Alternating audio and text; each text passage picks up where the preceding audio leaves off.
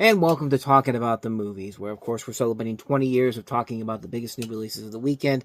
And you might have noticed that this is a much smaller episode compared to other episodes that I've done here. There's no movie clips at the beginning. There's not going to be any of my special thumbs going up for any specific movies in particular. But we're just going to do a straightforward, quick review for the movie I want to talk about here, because it's been a busy weekend for me. I've done a lot of videos for this in the Reviewing Network Live channel. I put together the Reviewing Network Awards for next week. I did a lot of the Madden 25 tournament videos for the other channel. So, yeah, and I've got time about the movies as well. I had a movie stop I had to do, so there was a lot of videos that I had to do this weekend. So, I did not get around to talking about the film I want to talk about here. So, just a quick review here.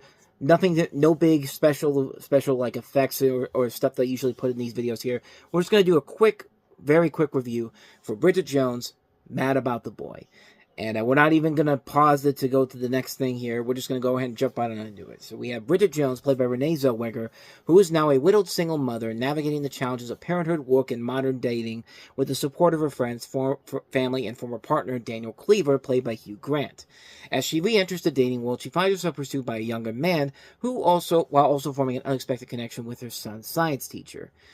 Now, the Bridget Jones movies have definitely been a roller coaster ride in general. The first movie, I think, is a classic film, the original Bridget Jones's Diary. I think The Edge of Reason is definitely a lackluster sequel. It's a comedy sequel where it's literally the definition of a here we go again comedy sequel. It's a film that was clearly made because the first film was such a critical and financial success, and there was really no reason to make that movie except the fact that that film made a ton of money at the box office.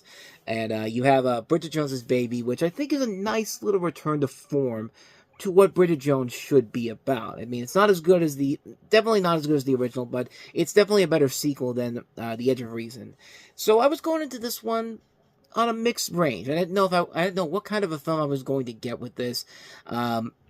The fact that it's premiering here on Peacock didn't give me a lot of confidence, and the fact that they're getting it overseas. But again, it is a movie that is a working title film, so of course it's going to get a theatrical success over in England. But as far as this film goes, I went into it with a lot of trepidations. I really didn't know if I was going to enjoy the film or not, and I'm very happy to report that this is a really good sequel. Is it as good as Bridget Jones's Diary? No. It's still...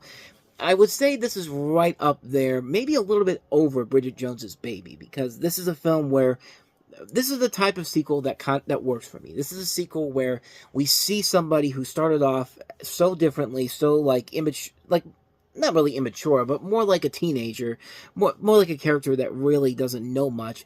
And then instead of her just regressing in the sequel, The Edge of Reason, she matures. That's happened in Bridget Jones's Baby.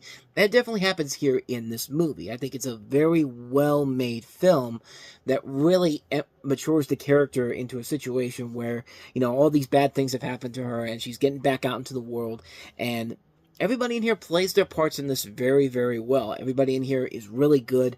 It's great to see the chemistry between Zellweger and Hugh Grant, and also Zellweger and Colin Firth, as well as the new people that are involved in here, including Chiwetel Ejiofor, and also, who's this other guy that's in here? Leo Woodall, I think his name is, but I've never seen him in anything before, I don't think.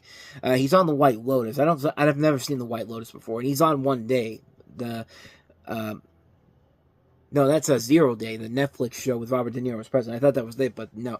I've yet to see The White Lotus, though. But he's pretty good in the movie, too. And the chemistry between Jones and her and these two characters works really, really well. I think it's a very well put together film. And you could tell that Helen Fielding, who created this character with the books that inspired Bridget Jones's Diary, her involvement in this definitely helps the film grow more. It definitely helps these films become less like the typical comedy sequel where they're clearly just doing it because of name recognition. And you could tell that the people who are making this movie are clearly making it because they have a love for this character and they want to tell the story where the character has to mature, has to grow up, has to realize that there's the trials and tribulations of the world. And I think this film does that job very, very well. I think a lot of elements in here show that they're clearly making this movie because they wanted to continue the story. They wanted to evolve the character from where she started off. And I think they did a very good job of doing that in this film. Like, this is the mature Bridget Jones that we've seen in the past. And it works really well. I think it's a very fun movie. It's a fun comedy. I think a lot of the laughs are very good here. It's a nice return to form here. It's a nice return to form for what I liked about the original Bridget Jones's Diary. I think it's a very good film. Like I said, I probably put it probably my second favorite movie in the series, behind the Bridget Jones's Baby, and then The Edge of Reason would be at the bottom. But the original Bridget Jones's Diary is still a classic. I think still think that's the best one. But I'm more than willing to give this a good thumbs up. I think it's a very entertaining film, and if you have Peacock, definitely check it out, because it is indeed worth the watch, and it's a good fun movie to go check out if you don't want to see any of the big new releases this weekend in theaters. There's a good one on Peacock, and it's definitely more than worth the watch, so I highly recommend checking out Bridget Jones' Mad About the Boy.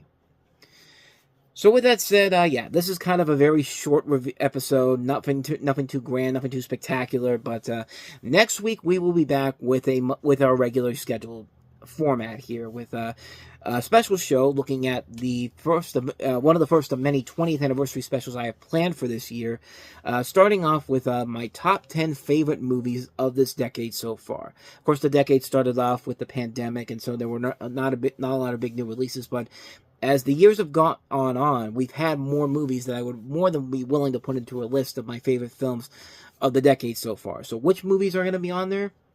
You're going to have to tune in next week to find out. So with all that said, thank you so much for watching this. Again, I know this is feeling rushed, but I felt like I needed to get something out there because I forgot to put it up yesterday, and I was just so busy this weekend making videos. So with all that said, thank you for watching this. And if you want to see what I had to say about Captain America Brave New World and also Paddington Peru, check out the last video I did. Hit the playlist as well for some other movie reviews I've done. Hit the like button, hit the subscribe button, and I'll see you guys next week. Thanks for watching. I'll see you next time.